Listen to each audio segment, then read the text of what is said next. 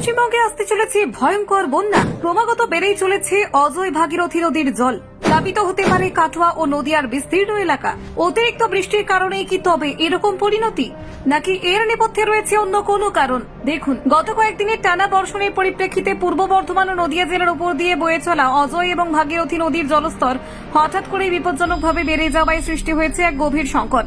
দুই জেলার বিস্তীর্ণ অঞ্চলে এখন নদীর জল ঢুকে পড়েছে, ডুবিয়ে দিয়েছে ঘর বাড়ি, ক্ষেত খামার, রাস্তাঘাট। প্লাবনে ব্যাহত হয়েছে স্বাভাবিক জনজীবন। আতঙ্কে দিন কাটাচ্ছেন হাজার হাজার মানুষ। বিশেষ করে কাটোয়া মহকুমা এবং তার অন্তর্গত পানুহাট, দরানিপাড়া, কাঠগোলাপাড়া, নয়াচর, হরিসভাপাড়া, শ্মশানঘাট এইসব গ্রামের পরিস্থিতি সবচেয়ে করুণ। বৃহস্পতিবার রাত থেকে নদীর জল ঢুকতে শুরু করলেও শুক্রবার সকাল থেকে বিপর্যয় চরমে ওঠে। কোমর সমান জল ঢুকেছে বহু গ্রামে, কোথাও কোথাও বাড়ির ভিতরে। কিছু মানুষ বাড়ি ছেড়ে উঁচু জায়গায় আশ্রয় নিচ্ছেন, কেউ আত্মীয়দের বাড়িতে যাচ্ছেন, আবার কেউ বাচ্চা, বৃদ্ধ এবং ঘরের সামগ্রী নিয়ে ত্রাহি ত্রাহি করছেন নিরাপদ স্থানে পৌঁছাতে। শুধু বসত বাড়ি নয়, ক্ষতিগ্রস্ত হয়েছে কৃষিও।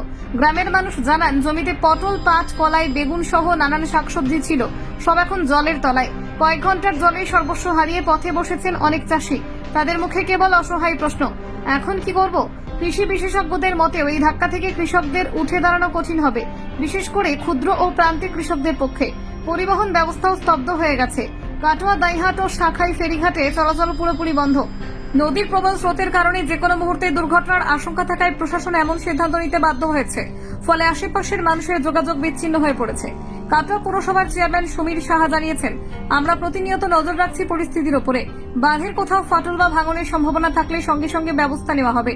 প্রয়োজনে রেস্কিউ টিম নামানো হবে। যদিও এখনো পর্যন্ত সরকারিভাবে কোনো ত্রাণ শিবির খোলার কথা ঘোষণা করা হয়নি, তবে পরিস্থিতি নিয়ন্ত্রণে না এলে যে কোনো সময় উদ্ধার ও ত্রাণ কার্য শুরু হতে পারে বলেও জানিয়েছেন তিনি। পানীয় জল ও খাদ্যের অভাব নিয়ে দুশ্চিন্তা বাড়ছে। অনেক গ্রামে এখনই খাবার জল পাওয়া যাচ্ছে না। অনেকেই বলছেন, একদিকে ঘর জলে ডুবে গেছে, অন্যদিকে খাবার জলের জন্য হাঁটতে হচ্ছে দূর দূরান্তে। নদিয়া জেলার পরিস্থিতিও খুব একটা ভালো নয়। কৃষ্ণনগর ও শক্তিনগরের বেশ কিছু নিম্নাঞ্চল ইতিমধ্যে জলমগ্ন। বেশ কিছু ঘরবাড়ি ক্ষতিগ্রস্ত হয়েছে, যদিও সেখানকার প্রশাসন এখনই পরিস্থিতি নিয়ন্ত্রণে আছে বলে দাবি করেছেন। তবে বাসিন্দারা জানান, জলের স্রোত বাড়লে রাতারাতি পরিস্থিতি পাল্টে যেতে পারে। এই বন্যা পরিস্থিতি শুধু একটা প্রাকৃতিক দুর্যোগ নয়, এর সঙ্গে জড়িয়ে রয়েছে বহু মানুষের জীবন জীবিকা, ভবিষ্যৎ। গ্রামের মানুষ এখন আশায় বুক বেঁধে আছেন, কবে আসবে প্রশাসনের সাহায্য, কবে আবারও শুকনো মাটিতে পা রাখবেন, কবে আবার নতুন করে শুরু করতে পারবেন জীবন।